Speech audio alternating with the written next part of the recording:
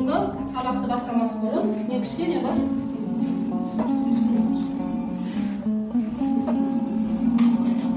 Кішкене бар, барлығымыз сеске уақыты сол бойынша балалық шақта осылай атысыз.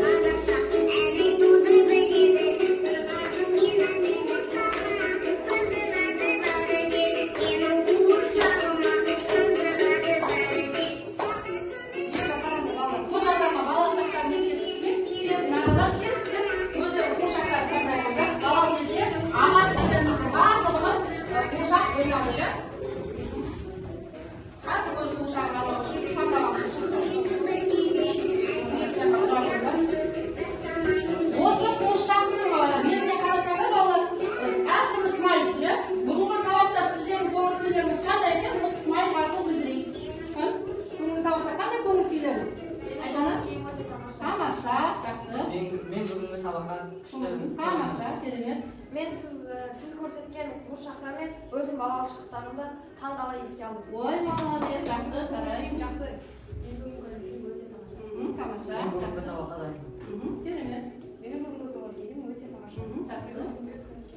Aha, yaxshi. Ya'ni balалық шаққа кішкене саяхат жасап, көңіл күйімізді бүгінгі сабақта жақсы екенін білдіріп, осындай жақсы көңіл күймен бүгінгі сабағымызды бастаймыз. Отыра қойыңдар. Ендігі мәселеміз осы қуыршақтың артында әр топтың өзінің атауы бар жазылған, сол бойынша топқа бөле қоямыз, балалар. Аха, тез-тез. Әпке толы. Әпке толы. Балғын бар.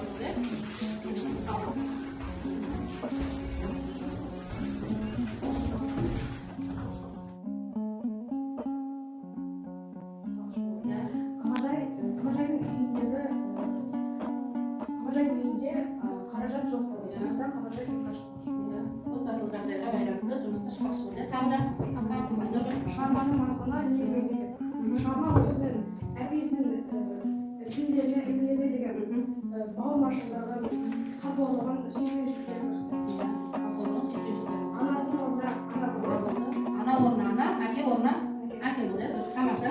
Ал үй тапсырмасы бойынша сұрақтарға жақсы жауап бердіңіздер. Енді осы бүгінгі сабақты бағалау үшін мен сіздерді білім кемесі арқылы бағалап отырамын мына жерде. Бағалау критерийлері арқылы сондықтан барлық тапсырмаларды жақсы орындап отырамыз. Енді келесі мына бір бейне баянға назар аударайық.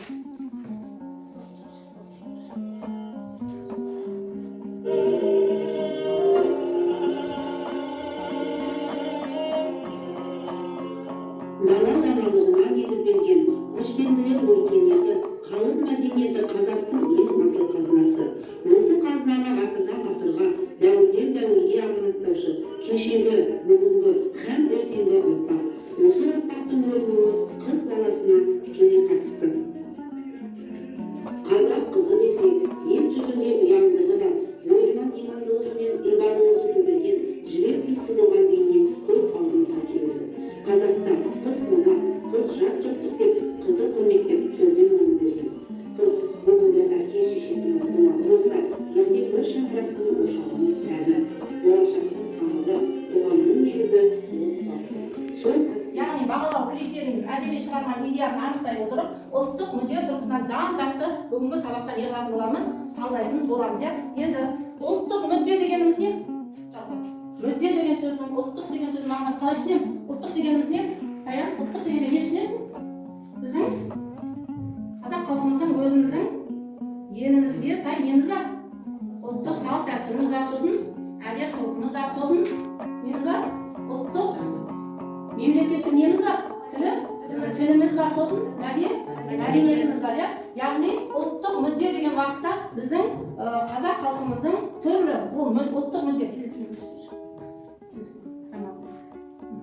Бүгінгі сіздерге таныс емесінен жаңадан болып жатқан мүдде, ұлттық мүдде. Жаңа бұл мақсаты бойынша ұлттық мүдде дегеніміз не екен? Мүдде сөзінің мағынасы қоғамдағы әлеуметтік субъектілер іс-әрекетінің өмір сүру бағдарының негізі, ішкі қозғаушы күші. Мүдде әлеуметтік, табиғи, мәдени қажеттіліктер негізінде қайда болады дейді. Әлеуметтік, табиғи, мәдени дегеніміз, әлеуметтік деген не ол? Қазақ халқында өмір сүріп жатқан әр отбасының несі? Жағдайы, әл-ауқаты. Табиғи, мәдени деген әр ұлттың өзінің белгілі бір несі бар? Менталитетіне сай салт дәстүрі, әдет ғұрпы бар. бар, мәдениетіміз бар, иә, әдебиетіміз бар, мәдениетіміз бар. Мәдениетіміздің әдебиетіміздің ішінде барлық біздің тілдеріміз, мәдениеттеріміз кіреді. Енді ұлттық мүдде дегеніміз қоғамдық өмірдің барлық саласында әлеуметтік саяси қажеттіліктерді көрсететін, елдің ұлттық мемлекеттік мүдделері, ұлттың әлеуметтік және рухани өміріндегі қажеттіліктердің көрінісі дейді. Әлеуметтік және рухани өміріндегі деген асын сызып кететін нәрсе. Өйткені біз мына әдебиет әке драмасын оқыған уақытта біз шығарманың ішіне нені көрдік балалар? Отбасының несін көрдік? Жағдайын көрдік. Жағдайы қандай болды? Әлеуметтік тұрмыстық жағдай қандай болды? Төмен болды. Ол қоғамның несі? Қоғамның несі? Қоғамның несі? Болмысы ма? Қоғамның несі? Ойландыратын, қоғамды ойландыратын бір не? Мәселесі. Өйткені Дулат Исабек неге әпке драмасында тек қана біз жан-жақты қарастыратын болсақ, әпке драмасында тек қана Қамажайдың бауырларына мейірбандығы, мейірімділігі, адамгершілігі туралы айтылмайды. Сол отбасының жағдайы, қоғамның, елдің, жаңағы бүкіл қазақ елінің несі болу керек? Ойландыратын мәселесі сол мәселе болу керек. Жаңа ұғымдар дәптерге жазып аламыз тез-тез.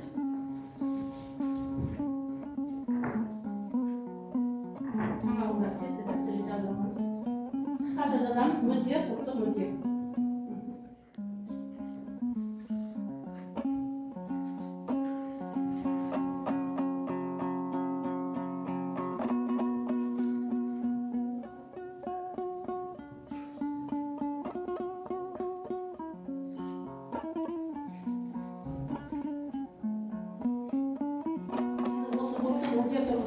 Шығармамызды талдайтын боламыз. Келесі тапсырмамыз, біздің келесі тапсырмамыз сіздерге үзінділер берілген жұптық жұмыс. Осы үзінділер арқылы сол үзінділердің мән мағынасын ұлттық болмыс тұрғысынан ашып түсіндіретін боламыз. Кішкене дайындалыңыздар.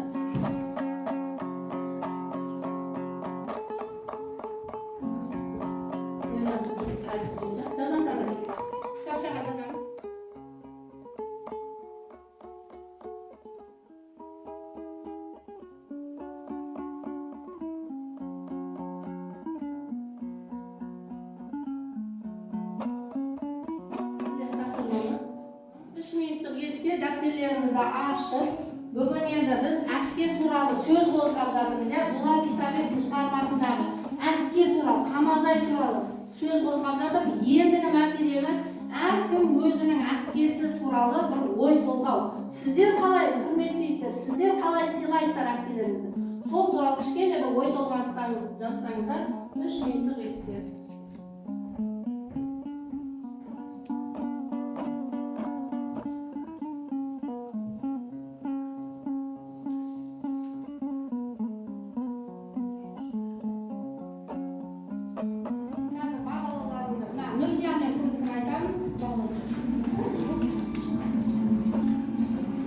Бүгін тек барлығымыз жоғары деңгейде 10 балл, жасылар мен Нұрзияда 10 балл алады